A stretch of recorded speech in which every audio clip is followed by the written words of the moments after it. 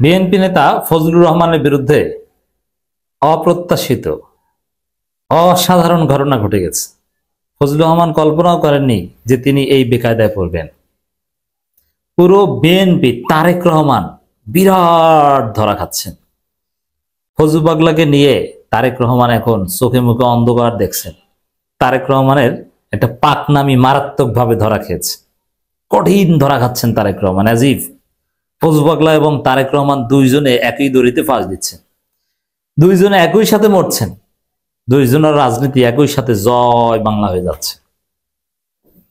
একটা ভিডিও দেখলাম এআই দিয়ে বানানো, এগুলো ইমপ্রেশন তৈরি করে মানুষের মধ্যে।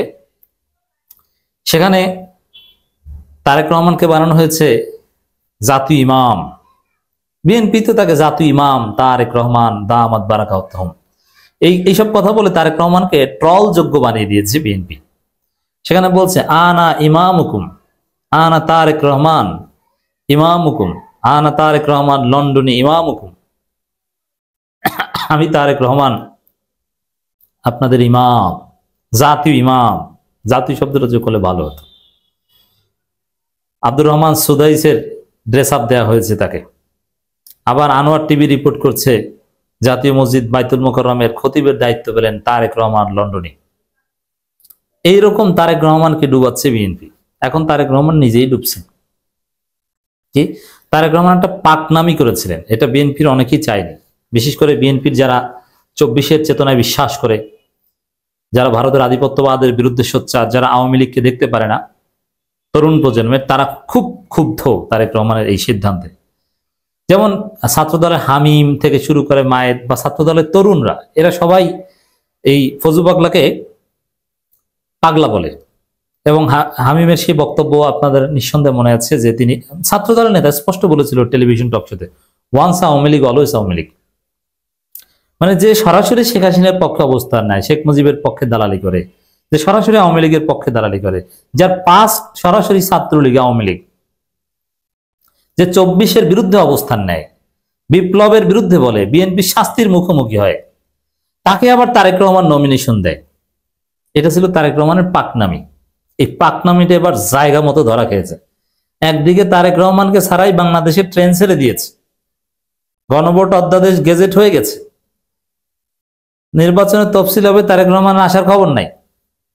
আর একদিকে ফজলু পাগলার বিরুদ্ধে কি ঘটেছে দেখেন। বিএনপি নেতা ফজলুর রহমানের বিরুদ্ধে ট্রাইব্যুনালে অভিযোগ।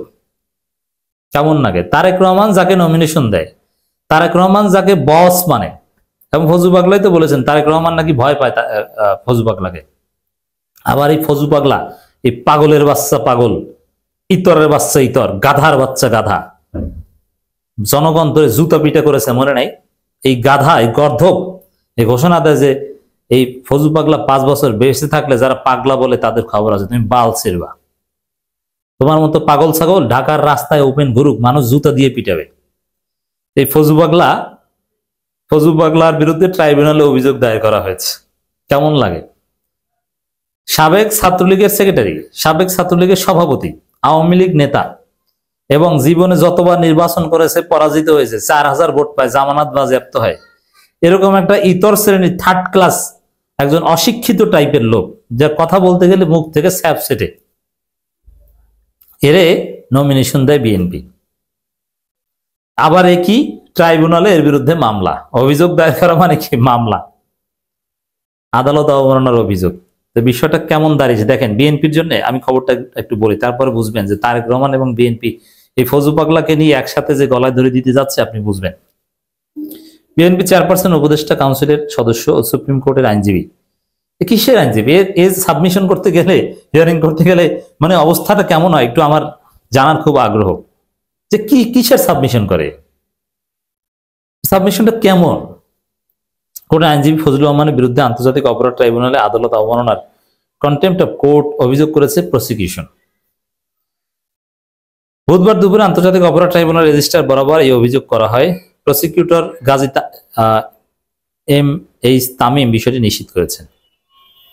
এর আগে শনিবার একটি বেসরকারি একটি চ্যানেলের মুক্তবাক অনুষ্ঠানে তিনি এই ট্রাইব্যুনালের বিচার মানি না শীর্ষক মন্তব্য করেন। এদিকে বিভিন্ন মন্তব্যের জেরে গত 26 আগস্ট তিনি 3 মাসের জন্য ফজলুর রহমান দলীয় সব পদ স্থগিত করে বিএনপি। পদ স্থগিত থাকা অবস্থায় কিশোরগঞ্জ 4 আসন থেকে প্রাথমিকভাবে তাকে নমিনেশন দেয় বিএনপি। এখন দেখেন, এই ট্রাইব্যুনালের বিচার মানি না, তাহলে এখানে বিএনপির সাথে একটু রিলেট করেন। বিএনপি কোন দল? হাসিনার ফাঁসি মানি না দল। আবার বলেন, বিএনপি কোন দল? হাসিনার ফাঁসি মানি না দল। বিএনপির এমপি ক্যান্ডিডেট লেজিসলেচার সম্ভাব্য কে? হাসিনার ফাঁসি মানি না নেতা। বুঝতে পারছেন? হাসিনার ফাঁসি মানি না, এই কোর্ট বাতিল করবে। শুধু এটা কি বলেছে? অভিযোগ যারা করেছে প্রসিকিউশন টিম, তারা কি বুঝে শুনে অভিযোগ করেনি? এই কোর্ট এই বিচার মানি না, এই কোর্ট বিএনপি ক্ষমতায় গেলে বাতিল হয়ে যাবে। তা এখন কি দাঁড়ালো যে বিএনপি কোন দল? হাসিনার ফাঁসি মানি না দল, ট্রাইব্যুনাল মানি না দল। কেমন লাগে তারেক রহমান? আপনি এই আর 2-4 মিলে যাচ্ছে। তারেক রহমান হাসিনার ফাঁসির রায়ে কোনো কথা বলে নাই, বিএনপি দল হিসেবে কোনো প্রতিক্রিয়া দেয়নি। ব্যক্তিগত সালাউদ্দিন আহমেদ একটু হোংসাং প্রতিক্রিয়া দিয়েছে। তাহলে বিএনপি কোন দল? হাসিনার ফাঁসি মানি না দল। বিএনপি কোন দল? এই ট্রাইব্যুনাল মানি না দল। বিএনপি কোন দল? এই কোর্ট বাতিল করবে ক্ষমতায় আসলে এই দল। কেমন লাগে? ভোট জনগণ পিছন থেকে ঢুকিয়ে দিবে, ব্যালট পেপারে ভোট দিবে না, বিএনপির পিছন থেকে ভোট ঢুকিয়ে দিবে।